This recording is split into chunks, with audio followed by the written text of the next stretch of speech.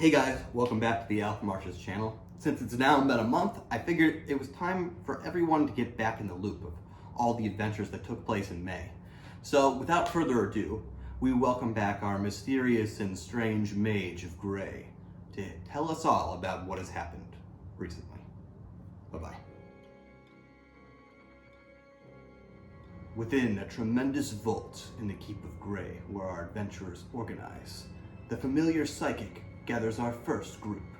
She informs them that a strange energy source has been detected, distant and devious. The group is transported by portal to a forest, much like any that you could see on Earth. They're drawn to the sound of a scuffle, where twisted creatures are attacking an armor-clad knight. They quickly rush to his aid and fend off the abominations. After the attack, strange bellows are heard, and soon they're face to face with a twisted behemoth. With no choice left but to run, they flee, more behemoths close in pursuit. The daring mage, Monty, manages to identify the energy source coming from these creatures, and before they're destroyed, they escape with their vial of instant portal, along with their new knight friend. The knight, who carried with him a tome of knowledge on the creatures, insisted that the monks of Erdun be informed about these creatures. These monks, apparently, have a similar book. In our next adventure, Lady Avantir calls for the aid of a priest from Ket named Ibram, along with several other members of a team. They are to determine and investigate a source of power known only as Essence that could prove an inestimable aid to the Mages of Grey. The party is transported by a portal directly into a sandstorm, but through their efforts, they are able to retrieve their first samples of essence without much difficulty. After depleting the essence there, the sandstorm seemed to miraculously come to a stop, revealing the temple of Beetle Meer. Before they can enter the temple and plunder it, there is ancient text scrawled upon the outside of it, and the party is assailed by massive, essence-filled beetles. After defeating the group of beetles, they went inside only to discover even larger beetles with more essence within their engorged hindquarters. The party managed to defeat the creatures, mostly unscathed, and retrieve an abundance of essence for Lady Avantir, while also scouring the temple for other artifacts before returning, using their vial of instant portal. In our next adventure, before they can even begin, they are haunted by the dreams of a strange, great, black pyramid that reaches out from the dunes of Kath, apparently where the village of Hall once stood. A Mage of Grey has gathered this group to put an end to their hellish nightmares filled with ghouls and the stench of decay. When they arrive by portal, the town of Hall lies in ruin, and only corpses and a strange chanting welcomes their arrival to the pyramid's base. Our heroes enter the fray, and thick fighting ensues within it, leaving the party battered and bruised, but determined to press on. As they delve further into the pyramid, the chanting grows louder, carried by an ice-cold wind, until finally reaching a ritual room. Within the room, 4 braziers stand burning with green flame, feeding a larger brazier at the room's center, atop a shrine surrounded by a pool of blood.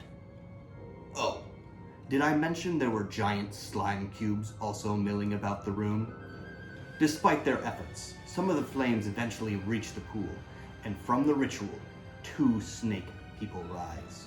1 man, 1 woman. Grogan manages to slice the man in twain using his wit and spells, while Uvash quickly makes parley with the other, utilizing his own wit and spells. Unable to resist Uvash's words, the snake woman casts the group out of the pyramid with the remaining power from her mystical flames. They are left shocked as the pyramid floats up into the sky like a ship. They scramble looking for clues, but with nothing but strange artifacts in the sand, they return to their portal, still unsure about their dreams and the pyramid.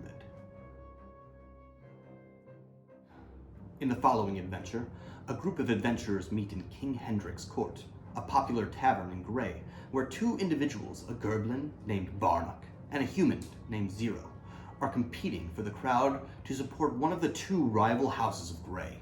Duke Norris, a man who favors the goblins' entry into the kingdom, and Baron Spode, the Scarless, who lost Scar to the elves, who does not.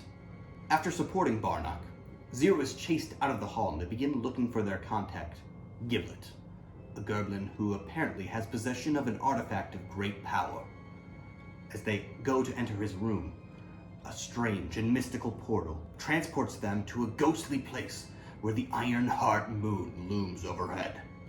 Yogg crystals and enemies lurk around every corner as they fight a battle up the hill when suddenly a flash of white light engulfs them.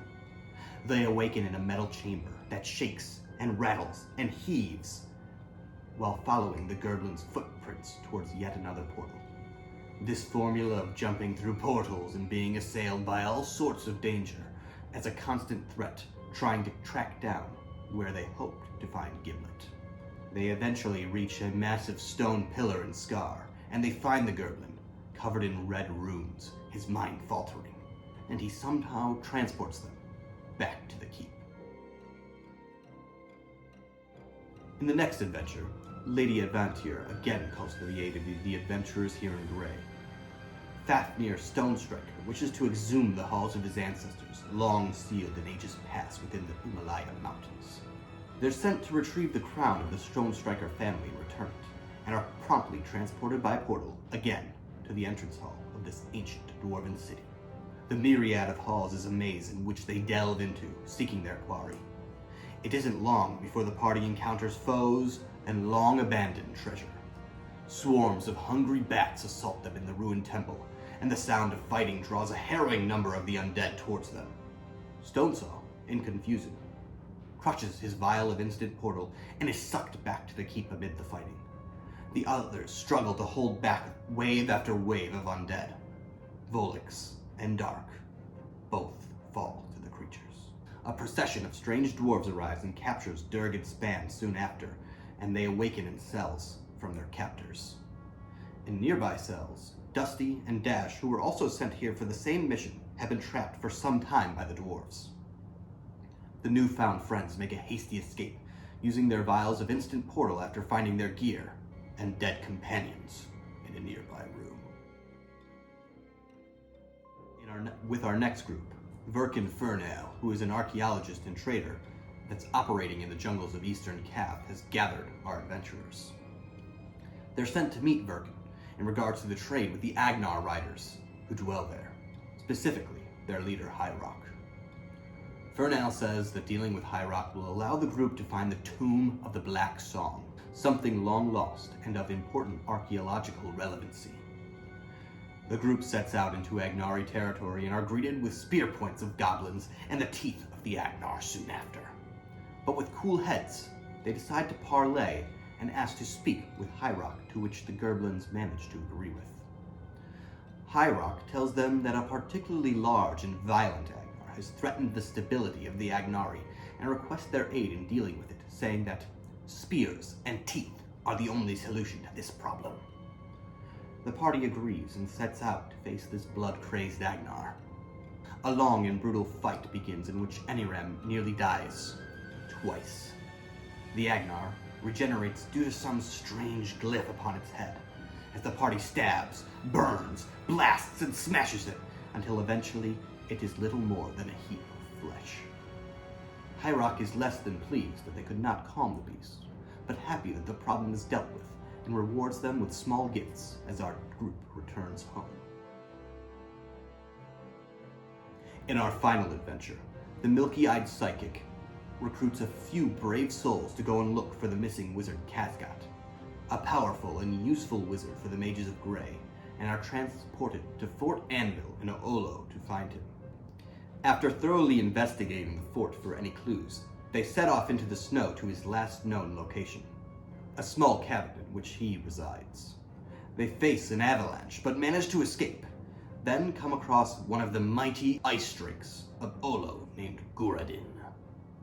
Meer Stonesaw, a dwarf rogue, manages to appease the creature and promise the heads of many snow orcs in return for safe passage through his lands. As the group reaches the cabin of Kazgat, it has been ransacked and the bodies of dead snow orcs lie in the dozens around it. As they are investigating, snow orcs pulled by sled dogs emerge from the woodline and attack. They're left tattered and scarred, mostly from themselves, as Stonesaw calls again for the aid of the Drake, which promptly scares the rest of the orcs off. They chat with Gurden, and soon discover that Kazgat is a guest of his Drake brothers, notably Hydrathrax. They are escorted into the lair with no promise of safety, and manage to strike a deal with the beast, offering some of their portal vials in return for a chat with Kazgat. He immediately grabs the vial, smashes it, and disappears. This throws Hydrathrax into a fury, and the party is forced to flee using their own vials from the danger. And as they return back, Kazgat is nowhere